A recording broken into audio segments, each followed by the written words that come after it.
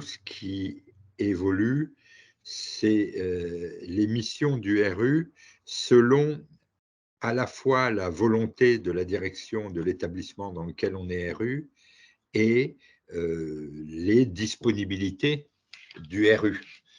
Il y a beaucoup de RU, hein, je ne sais plus le chiffre, mais c'est plus de 90%, je crois, qui sont retraités. Et puis, donc, il y a moins de 10% de RU, dont moi, qui sont actifs.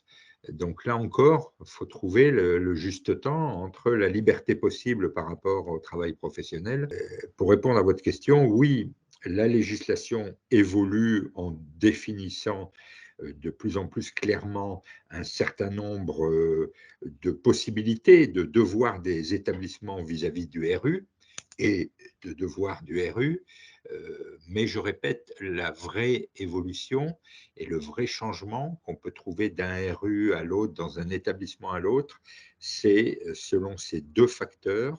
Un, la stratégie de la direction vis-à-vis des usagers et deux, la disponibilité du représentant des usagers. Pour imager, il y a trois types de missions possibles, de RU possibles. L'établissement, le RU dans lequel l'établissement se passerait bien des RU, des représentants des usagers. Donc celui-là, en général, il y a un règlement intérieur minimum, c'est-à-dire que les RU suppléants ne sont même pas invités et ne reçoivent pas les dossiers. C'est-à-dire que quand le RU titulaire annonce qu'il ne vient pas, quand il annonce qu'il ne vient pas, au dernier moment, le membre de la direction qui est chargé de la CDU va informer éventuellement le RU suppléant qu'il faudrait qu'il vienne parce que, bon, et il n'a reçu aucun dossier, il découvre la commission, il vient une fois tous les par an ou une fois tous les 2 ans. Donc, il y a ce type d'établissement où même au moment des élections, la loi, dans ses derniers articles, prévoit que le président de la commission et le vice-président ne peuvent pas être du même collège. Mais en fait, il y a 3 collèges au sein d'une CDU. Il y a le collège du corps médical, le collège du corps non médical administratif et le collège des représentants des usagers. Donc, dans certains établissements, hein, on est toujours dans le premier type d'établissement, ceux qui se passeraient bien des représentants des usagers, ils vont même jusqu'à dire oui, mais bon, c'est un membre du collège administratif, hein, le directeur ou un représentant de la direction qui se présente président, et puis c'est un membre du collège médical, donc en général le président de la CME ou son représentant, qui va se présenter vice-président. Donc, premier type d'endroit, l'établissement qui se passerait bien des RU, où il y a une information minimale donnée au RU, où le vice-président et le président, c'est des membres du collège 1 et collège 2. Deuxième type d'établissement, à l'inverse, qui veut absolument que le président, le ou la président ou vice-président, soit un représentant des usagers, qui va faire un RI dans lequel il sera stipulé que les suppléants reçoivent toutes les informations, sont invités aux réunions aussi, et naturellement, même s'ils peuvent parler et s'exprimer, si les tutélaires sont là, ils ne votent pas. Alors le deuxième type, donc, c'est quoi? C'est l'établissement couvre toutes ses portes, donc il nous invite partout. Il nous invite au comité opérationnel de gestion des risques, qui est le comité où tous les événements indésirables, graves ou pas, tous les événements indésirables sont mis sur la table, débattus, où le processus d'amélioration du processus de travail qui a généré un événement indésirable est mis sur la table et discuté. On est invité au clan, au CLUD, alors maintenant c'est plus le CLIN, mais à la commission qui, dérivée de la CME, traite le cas des maladies nosocomiales. Donc l'établissement où on est invité partout, où on a accès à tous les dossiers comme on veut, où les débats sur les cas concret des patients sont traités de façon ouverte, claire, transparente. Du coup, si on veut s'investir, on veut découvrir, eh bien, on peut se perdre un peu dans toutes ces commissions. On peut se perdre dans toutes ces commissions parce que ça mange du temps. L'hôpital de Libourne, où je suis représentant des usagers et où je vis cette situation, je dirais qu'au bout d'un moment, je me suis dit, mais attends, finalement, tu es en train de te perdre là, parce que du coup, vu mon investissement, eh bien, on m'a même proposé de représenter les RU au conseil de surveillance, et puis on m'invite dans des comités stratégiques de pilotage. Euh, donc, c'est vraiment très intéressant pour découvrir l'hôpital. On est face quand même à des professionnels de santé dans ce type de situation qui sont plus compétents sur les processus qu'ils traitent, même si nous, on a notre vision de patient, mais qui sont compétents sur les processus qu'ils traitent et qui ont une volonté d'améliorer la qualité et qui donc amènent déjà un certain nombre d'idées, de pistes. Et ça veut dire qu'un représentant des usagers, dans ce contexte, peut se demander finalement par moment à quoi il sert un peu, si ce n'est juste d'avoir la personne qui a le tampon représentant des usagers et qui siège un petit peu partout. Et donc maintenant, on rentre dans les établissements de santé de troisième catégorie qui existent déjà et dans lequel j'ai l'intention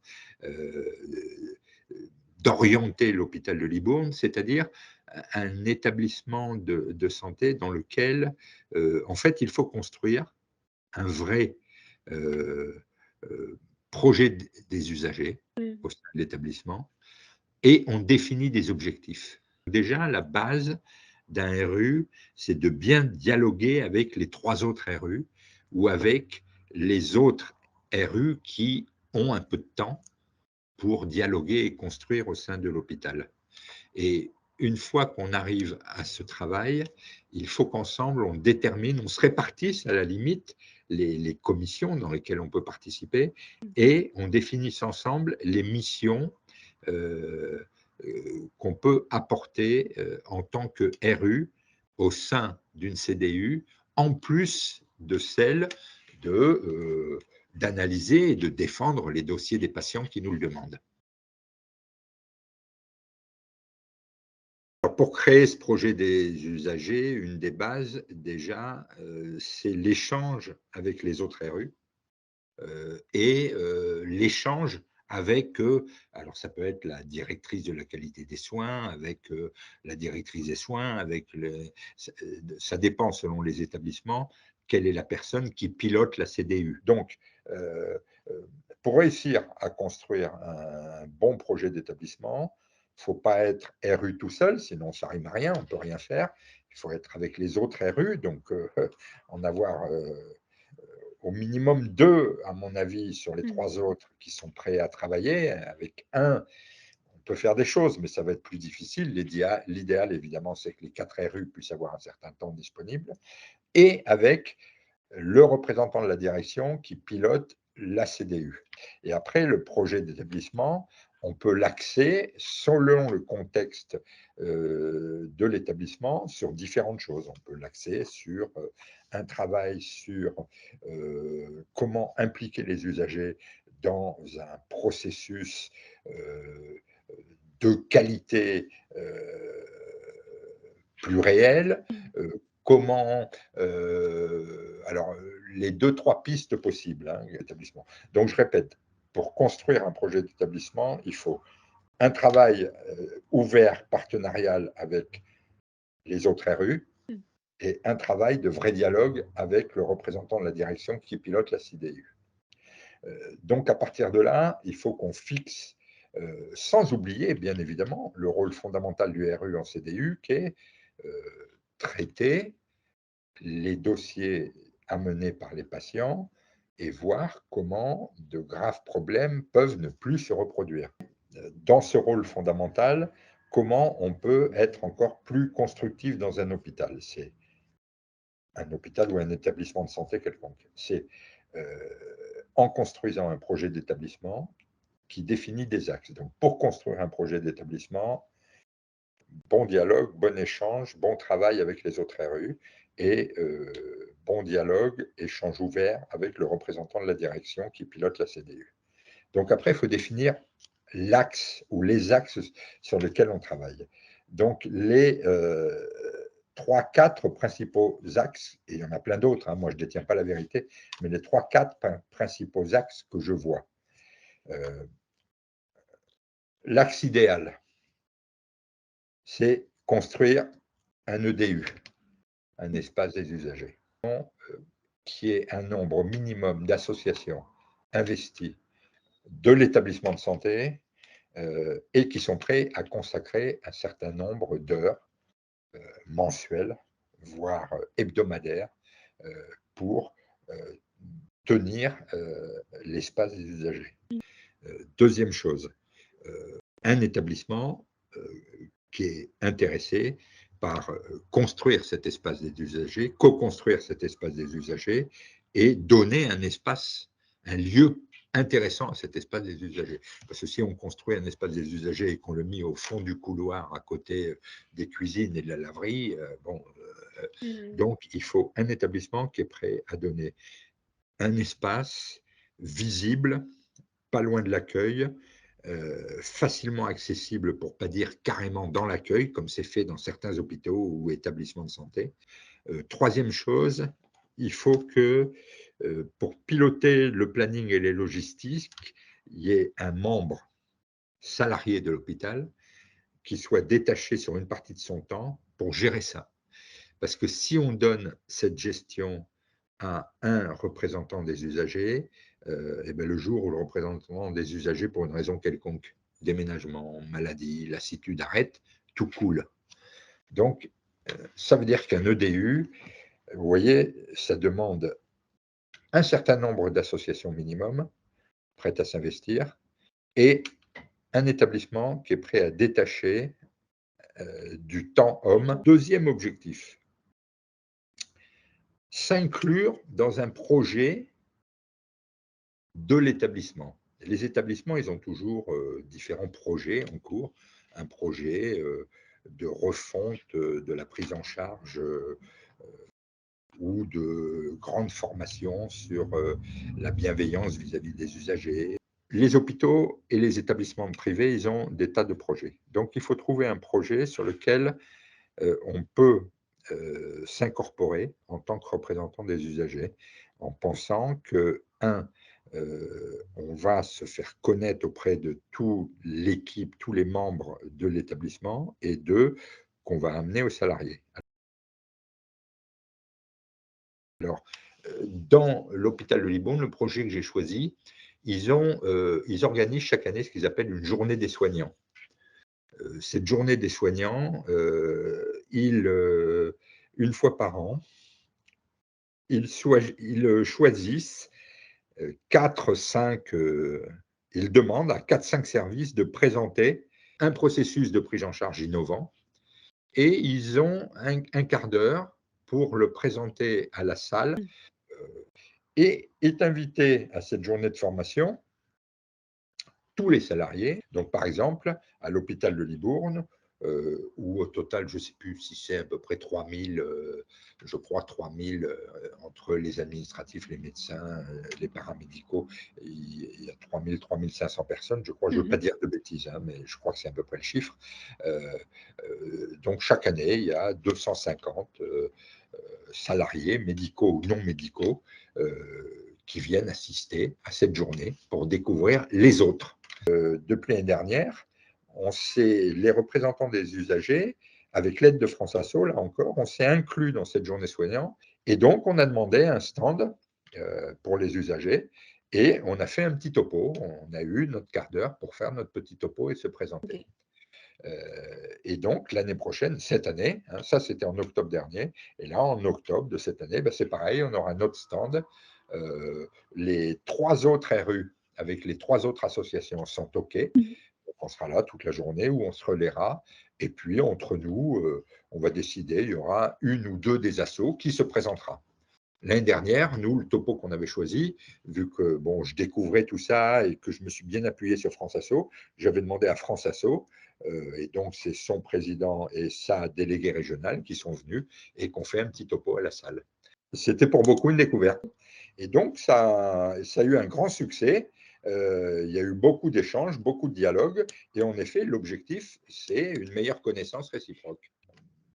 Donc, le deuxième objectif, je dirais, euh, troisième possibilité que je vais essayer de développer aussi, euh, construire une co-réflexion, un vrai partenariat sur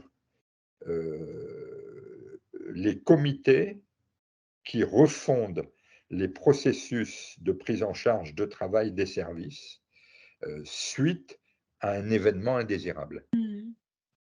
Donc, dans un établissement sérieux, lorsqu'il y a un événement indésirable, l'équipe se réunit, travaille, réfléchit pour voir comment il faut faire évoluer le processus pour que cet événement indésirable ne se reproduise plus. Je pense qu'un bon projet, c'est intégrer les RU dans ce type de réflexion. D'écouter. Il vient en CDU au début, il écoute et il essaye d'élaborer un dialogue rapidement, un échange, un travail commun avec les autres RU. Sachant que, en effet, comme tout mandat associatif qu'on prend, bah, on le prend, ça va nous enrichir intellectuellement, mais on le prend pour donner du temps, hein. On peut se contenter, dans un premier temps, de venir en CDU une fois tous les trimestres, et puis de bosser les dossiers en CDU, éventuellement de prendre 1 ou 2 heures de plus avant la CDU pour analyser les dossiers. Mais je crois qu'après, le mandat devient vraiment intéressant si on se lance dans un projet plus constructif. Mais Plus dans un élaboré. premier temps, Mmh. un jeune RU, un jeune, je m'entends, hein, un jeune dans le mandat Dans le mandat. RU, Mmh. il vient en CDU, il écoute et il lie des liens avec les autres RU.